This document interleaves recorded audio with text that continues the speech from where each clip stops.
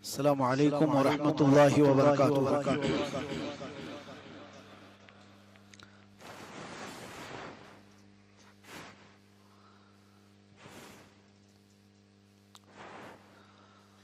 अल्हम्दुलिल्लाहि व कफ़ा व सलामुन अला हबीबिहिल मुस्तफ़ा अम्मा बअद फ़अऊज़ु बिल्लाहि मिनश शैतानिर रजीम बिस्मिल्लाहिर रहमानिर रहीम इन्नल्लाहा व मलाइकतहु युसल्लूना अलन नबी या अय्युहल्लज़ीना आमनू सल्लू अलैहि व सल्लिमू तस्लीमा अल्लाहुम्मा सल्लि अला सय्यिदिना व मौलाना मुहम्मदिन मअदनिल जूदि वल करम व आलिहि व अस्हाबिहिल किराम व इब्निहिल करीम व बारिक व सल्लिम सलातन दाइमतन सरमदन अबदा। सबसे पहले आज की इस लैलतुल क़द्र की मुबारकबादी पेश करते हुए दुआ करता हूँ अल्लाह की बारगाह में कि मौला आज की रात हम सब के लिए खैर व बरकत वाली बनाए और मौला करीम आज की इस रात को हमारी मग़फ़िरत की रात बनाए। अगर ये रमज़ान हमारी ज़िंदगी का आखिरी रमज़ान हो तो मौला बग़ैर बख्शे हुए रमज़ान रुख़सत न फरमाए, और अगर अगला रमज़ान हमारी ज़िंदगी में लिखा हुआ हो तो मौला ईमान की सलामती के साथ फिर रमज़ान अता फरमाए। मेरे अजीज़ों, हम इंतज़ार करते थे रमज़ान आ रहा है, रमज़ान आ रहा है, अब रमज़ान रुख़सत हो रहा है। रमज़ान के इन मुक़द्दस साअतों को ख़त्म होने में चंद दिन या चंद शब बाकी रह गई और उसके बाद फिर हम नॉर्मल हो जाएंगे। और इबादतों का ये मौसम, खास तौर पर जो बंदा 2 रकात नमाज पढ़ने के लिए घबराता हो वो 20 रकात भी इस रमजान में खड़े होकर पढ़ लेता है। जहां एक सफा कुरान पढ़ने में आदमी को कशमकश होती है, वहां वो एक एक पारा या डेढ़ पारा हाफिज कुरान से खड़े होकर के सुन लेता है। ये रमजान की बरकत है। और दूसरे मौसम में शायद फजर की नमाज की इतनी पाबंदी कोई करता हो जितना रमजानुल मुबारका में करता हो। ये भी अल्लाह ताला के इस माह मुबारका की बरकतें हैं। हम बिस्तरों पर जरूर होंगे सहरी करने के बाद, लेकिन फजर के लिए जितने लोग आते हैं या कहीं पढ़ करके भी सोते हैं, दूसरे दिनों में ये एहतमाम नहीं हो पाता जो रमजान में होता है। और खाने पीने में कौन सी कमी होती है, दिन भर भूखा रहने की एक बात है ये, वरना 11 महीने में जो नहीं खाते वो 1 महीने में हम खाते हैं। हर तरह की नेमतें रब ताला हमारे दस्तरखान पर अता करता है। आम दिनों में 1 फल या 2 फल खाते होंगे, यहाँ पर किस्म किस्म के फल हमारे दस्तरखानों पर होते हैं। और एक दिन की बात नहीं, हर दिन की बात है। तो ये रमजानुल मुबारका जिस तरह से तुम्हें एक जन्नती माहौल देता है और लोगों का एक दूसरे से मुलाकात करना, मिलना जुलना, मुसाफे करना, गले मिलना, ये सब ईद के बाद फिर नॉर्मल हो जाता है। दिन में कोई अगर गलत जुमला भी कहने लगे तो उसे लोग टोक देते हैं, रमजान है ऐसी बात मत कर। ये मौसम कहां से आता है? कोई गाली देने लगे तो लोग मुंह पर हाथ रख लेते हैं और कहते हैं रमजान में गाली दे रहा है। किसी पर अगर कोई हाथ उठाए तो उसे भी लोग रोक देते हैं कि रोजेदार को मत मारो।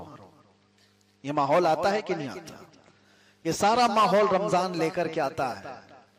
घरों के अंदर भी नाच गाने होने लगे तो कोई तो होश वाला होगा जो रोक देता है, रमजान का महीना है, ये सब चीजें मत लगाओ। तो ऐसा नहीं है मेरे अजीजों कि तुम्हारे घर में कोई मौलाना खड़े होकर तुम्हें बार बार समझा रहा हो, बल्कि ये रमजान खुद ही तुम्हें बदल करके रख देता है। घरों को बदलता है, माहौल को बदलता है। वो बच्चे जो कभी दस्तरखान पर एक साथ नहीं बैठ पाते, लेकिन इस माह मुबारका में सारे लोग एक दस्तरखान पर नजर आते हैं। माँ बाप के साथ बैठने का भी मौका है, भाइयों बहनों के साथ बैठने का भी मौका है, अपने बच्चों के साथ बैठने का भी मौका है। रमजान एक इत्तेहाद और एक जोड़ लेकर के आता है। नमाजों का एहतमाम, और घर के अंदर भी औरतें रोजाना झगड़े फसादात जो होते रहते हैं, कुछ भी हो, कुछ खाने पकाने में, कुछ बनाने में औरतों की एक सुस्ती काइली की वजह से या मर्द की अलग अलग ख्वाहिशात की वजह से झगड़े होने लगते हैं। लेकिन हमने अक्सर तौर पर देखा रमजानुल मुबारका में औरतों की भी ये एहतमामात कि वो रोज नया बनाने में कभी उकताहट महसूस नहीं करती। रोजाना उन्हें इफ्तारी की तैयारी करनी है और सहरी की तैयारी करनी है। वो खुद से नई नई चीजें बनाने की कोशिश कर रही होती हैं। वहां कोई झगड़े फसादात नहीं, कोई शोहर डांट नहीं रहा है कि क्या रोज दाल चावल है। तो ये औरतों के अंदर भी माहौल लेकर के कौन आया? ये रमजान लेकर के आया। कुरान का पढ़ने का जितना रिवाज बन जाता है रमजान में, दूसरे दिनों में नहीं होता। और आम नौजवानों के सरों पर टोपी जितनी तेजी से आती है, इतना दूसरे दिनों में नहीं आती। और सारी तब्दीलियां हैं जो आप महसूस कर सकते हैं। अब मैं आपको एक चीज बताने चाहता हूं, जब कभी हम कोई इलाज करते हैं तो इलाज हो जाने के बाद फिर एक बार टेस्ट करना चाहिए कि इलाज हुआ भी कि नहीं हुआ।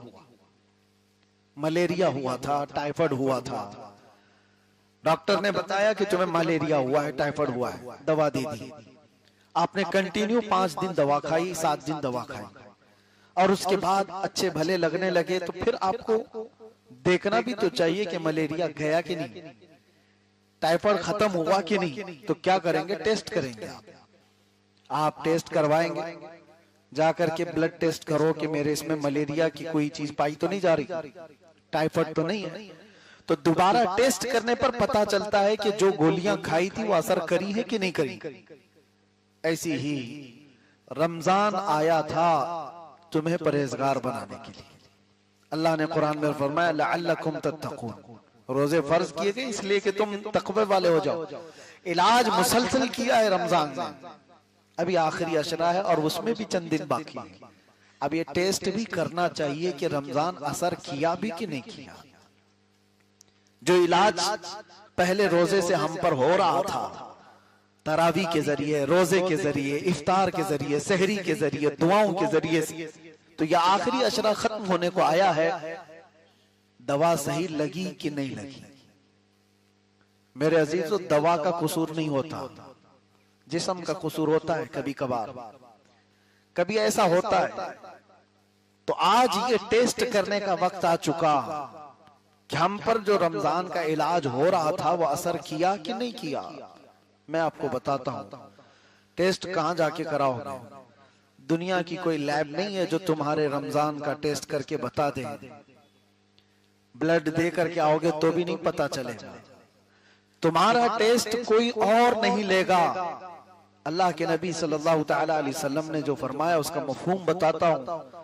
तुम्हारे मुताल्लिक सबसे बेहतरीन फैसला देने वाला तुम्हारा दिल है।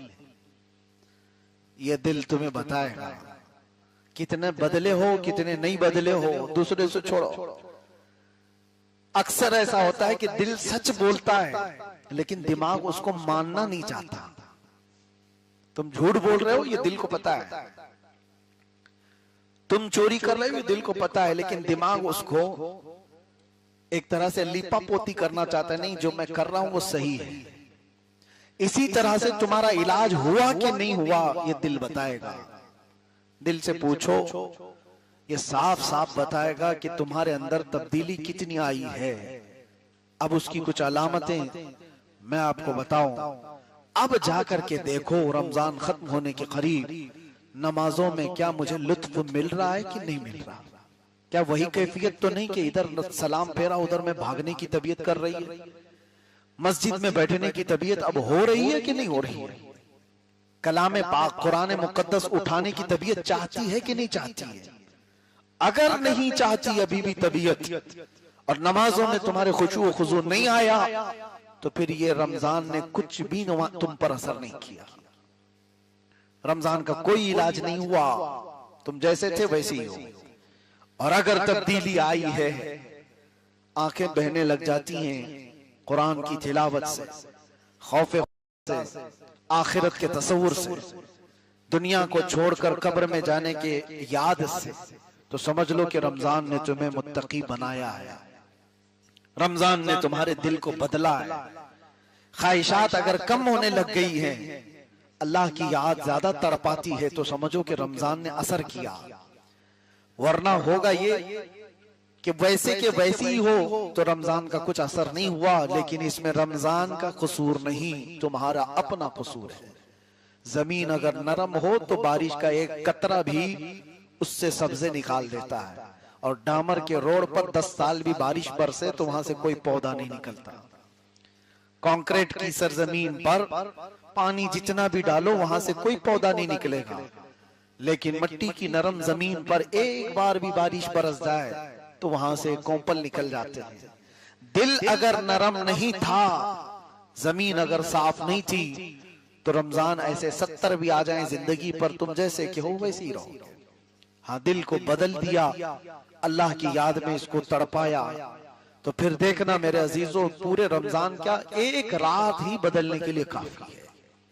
एक तरावी की शब तुम्हारे बदलने के लिए काफी है।